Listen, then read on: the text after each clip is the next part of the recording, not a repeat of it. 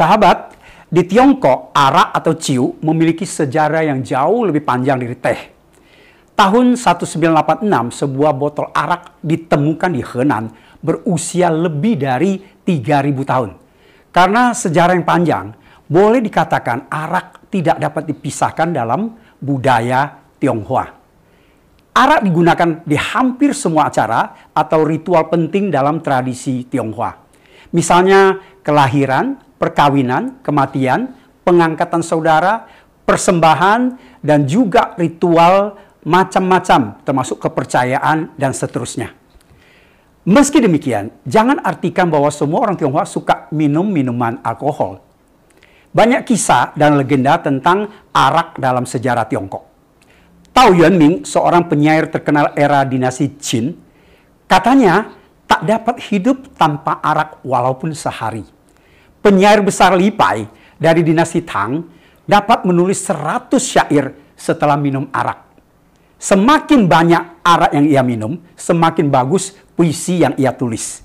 Wusong, seorang satria dari Liangshan, dalam kisah Sui Huchuan era dinasti Sung, minum 18 mangkuk arak tanpa henti.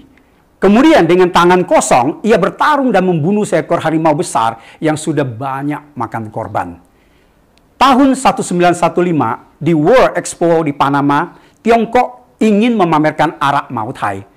Namun panitia menilai botol Moutai yang terbuat dari porselin tidak menarik untuk dipamerkan. Delegasi Tiongkok sangat marah. Terjadi perdebatan sengit. Tiba-tiba seorang anggota delegasi sengaja menjatuhkan sebotol Moutai. Aroma arak yang pecah dari botol memenuhi ruangan. Delegasi dari negara-negara lain takjub dengan wangi arak tersebut. Akhirnya, Moutai diberi penghargaan sebagai merek terkenal dunia dan memenangkan medali emas. Berikut adalah beberapa kisah dan legenda di balik asal-usul arak Tiongkok. Versi yang pertama tentang Yiti. Dewi Arak Yiti adalah pembuat arak pertama pada masa Raja Yi, pendiri dinasti Xia sekitar tahun 2100 sebelum Masehi yang sangat terkenal dengan kebijakannya. Menurut beberapa catatan, Yiti menemukan cara membuat arak dari biji-bijian. Raja Yi bukannya memuji penemuan ini, malah Yiti dilarang untuk membuat arak lagi. Alasannya karena minuman ini terlalu keras dan memabukkan. Raja khawatir arak itu akan membuat penerus dan para pejabatnya mabuk dan terlena dari urusan kenegaraan. Versi yang kedua, yaitu dari Tukang. Alkisah ada seorang gembala miskin bernama Tukang yang hidup bersama pamannya. Tukang amat mencintai pamannya, ia sering menyisihkan jatah makanannya untuk sang paman. Suatu kali, Tukang menyisihkan nasinya ke dalam tabung bambu. Ia letakkan nasi tersebut ke dalam pohon yang berlubang. Karena sibuk, Tukang lupa dan baru mengambil nasi itu beberapa hari kemudian. Ia sangat kaget ketika melihat nasinya sudah beragi, sudah basi ya, dan mengeluarkan cairan yang berwarna kuning. Rupanya proses alam telah menyebabkan peragian. Dan Tukang sebenarnya merasa jijik dan ingin membuangnya. Tetapi karena penasaran dengan aroma yang menggoda, ia mencoba mencicipinya. Ternyata bukan saja aroma yang wangi, tapi cairan itu memiliki rasa yang luar biasa. Karena penemuan tak sengaja ini, Tukang dan pamannya kemudian membuat arak dan menjualnya. Sejak itu, mantan gembala miskin itu pun menjadi orang kaya baru di desanya. Setelah wafat, Tukang dikenang dan disembah sebagai dewa pelindung pedagang arak. Ada banyak versi mengenai kapan tepatnya Tukang hidup. Ada yang bilang ia hidup di masa Huangdi, dinasti Xia, dinasti Zhou, dan bahkan di era Samko dan dinasti Qin. Dari deskripsi di atas, kita mendapatkan dua versi tentang asal-usul arak yang lebih cenderung sebagai legenda. Tak ada yang bisa memastikan mana yang lebih benar. Menurut penelitian beberapa arkeolog, sisa-sisa arak sudah ditemukan dalam tempayan yang berasal dari 9.000 tahun yang lalu, yaitu periode Neolitikum. Saat hendak minum arak, orang Tionghoa zaman dahulu biasanya akan mencelupkan jari tangan kanannya ke dalam arak. Dengan jarinya yang basah itu, mereka kemudian menggambar bola mata di meja. Tradisi ini dipercaya untuk mengobati mata tukang sang dewa arak. Konon, salah satu matanya buta terkena ledakan ketika sedang bereksperimen menciptakan arak baru. Di Tiongkok ada 2 minuman favorit yang menjadi tradisi, yaitu arak dan cuka. Menurut legenda, konon suatu hari putranya tukang diundang ke istana untuk membuat arak. Tetapi karena ia sedang tidak di rumah, putranya Tuyu mewakilinya. Ternyata Tuyu belum sepenuhnya mewarisi ilmu ayahnya. Bukannya membuat arak, ia malah tak sengaja menciptakan atau menghasilkan cuka pertama yang asam itu di dunia. Untunglah Kaisar suka dengan penemuan yang baru ini. Sejak itulah cuka menjadi bumbu penting dan juga menjadi minuman baru di masyarakat Tiongkok pada masa itu. Di Tiongkok sekarang banyak sekali jenis-jenis arak atau minuman beralkohol.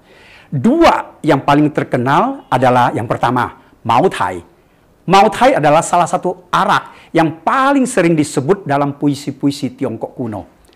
Arak ini terbuat dari air Sungai Merah yang ada di Guizhou. Alkisah ada seorang gadis tunawisma yang menggelandang di tengah musim salju yang ganas di dusun Moutai. Dengan memelas ia meminta arak untuk menghangatkan badannya. Tapi tak ada seorang pun atau toko arak yang mau memberinya. Setelah berjalan ke sana kemari, akhirnya hanya ada sepasang kakek nenek miskin yang mau membagi arak kepadanya untuk menghangatkan tubuh. Malamnya si kakek bermimpi didatangi gadis itu. Namun kali ini gadis tersebut datang dengan dandanan yang sangat anggun seperti seorang dewi. "Kakek, aku sebenarnya Yiti, sang dewi arak.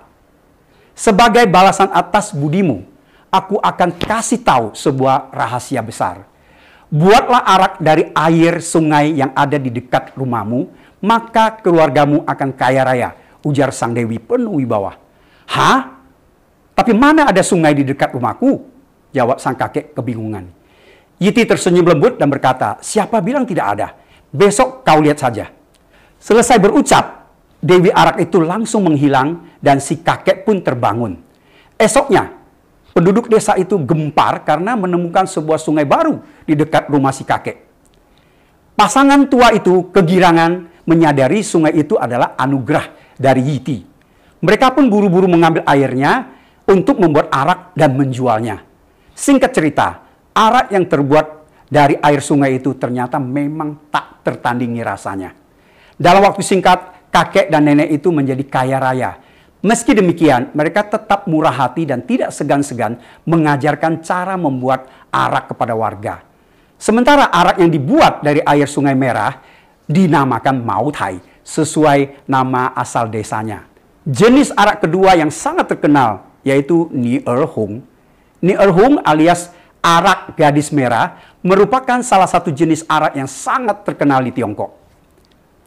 Kisahnya, dahulu ada seorang penjahit ternama yang sedang menunggu kelahiran putra pertamanya.